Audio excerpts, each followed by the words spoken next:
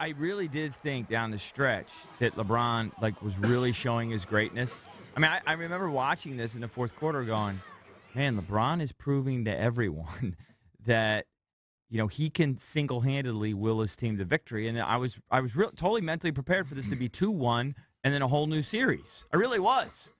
And then it just I have a problem saying single-handedly because Kyrie was right there with him. Kyrie too, of course. Kyrie was unbelievable. But just big possessions and LeBron just LeBron had 39, 11, and 9 doing it all. And I'm watching this going, man, he's just reminding us all how great he is. And we all just thought this was going to be some sort of quick series. And I really thought they were going to win. It was going to be 2-1. And I was sort of flummoxed as to where to go with this LeBron, series. the GM, has to go back to the drawing board this offseason and figure out who he needs to recruit sure what he can to come do. in. I'm flummoxed that they couldn't score in 3:08. It's just the way the game played out. It was just weird. With all of those superstars, with all that talent offensively, with two guys who had almost 80 points, I'm surprised they couldn't get to the line.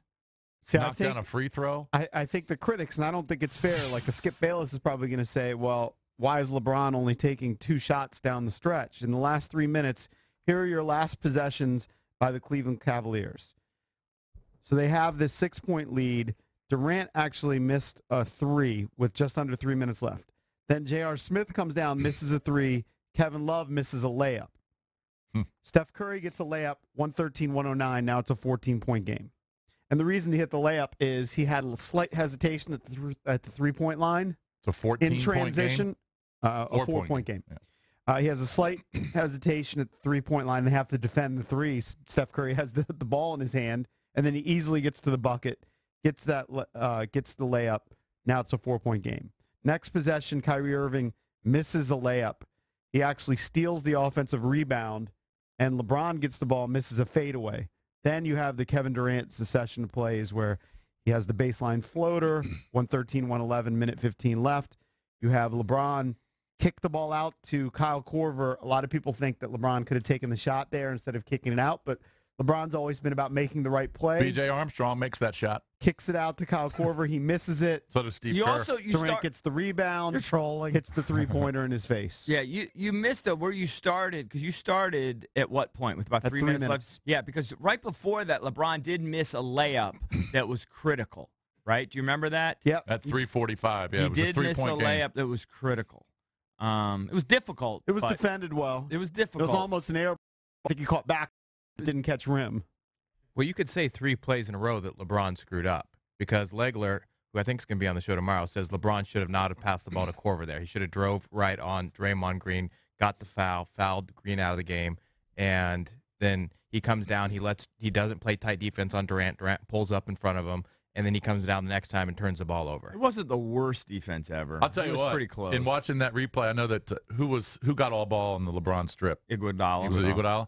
I guarantee you, Jordan gets that call. Jordan would get calls like that. The other thing is, I don't know where his feet were. I think he was beyond the three-point line, but with 12 seconds to go, I foul. I've always been a guy who fouls with 3 points to go. Now, if you foul while he's going up on the three-pointer, then you're screwed because he gets 3 foul shots, although LeBron hasn't been shooting particularly well from the three-point line, but I mean from the free throw line. It was 3, shooting 71% from the foul line, I think, in the playoffs. It was a great play by Iguodala, too, because, there was a period of time there a year or two ago where Iguodala was thought as kind of the guy that was the best matchup against him, and LeBron was having no issues. Yep. But then with the game on the line, Iguodala makes a play. But to your conversation about where do you go from here, I think it's the conversation for Cleveland and the rest of the league. Golden State's not going to get weaker. Maybe in a couple years if Klay Thompson leaves, but they're bringing the band back together next year. Of course. And that's pretty much a ticket back to the NBA Finals. Maybe if San Antonio gets Chris Paul, which is rumored, but most people say he's not going to turn down an extra $50 million to go to San Antonio. Most sane people wouldn't, even if you're ridiculously rich already. So he's going to be there. Here last that what Cleveland's going to have to do is just match up firepower and get a Paul George. How could they possibly do that? If they're able to do that, then the league, you might as well just have a 2-team league and have an 82-game series. That's basically what it is that's already. The only way they're going to beat them. You're already trending in that direction. You've had the same finals for the last 3 years. It's basically become that. Unless San Antonio could somehow get Paul George and Chris Paul. You have 2 halves, and the rest are have-nots. Even if they did, I'd probably still take the Warriors. I mean, that'd be a great matchup. Right. But I'd probably still take the Warriors in that matchup. They'd be the favorites going in. But you're right. Golden State's probably going to win minimum 2, maybe 3 more.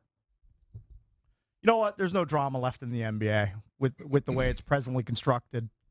With the Warriors and the Cavs dominating. That's why I'm down on the Wiz. There's no drama. Because back in the 80s, not so much that, well, look, the Bulls played a bunch of different teams in the 90s when they were making their run. But in the 80s, when they're comparing these super teams, there wasn't just 2 super teams. I mean, you had Philadelphia in there, you had the Lakers, you had the Celtics. But it was mostly Lakers, Houston. Celtics. You had Houston get in there twice.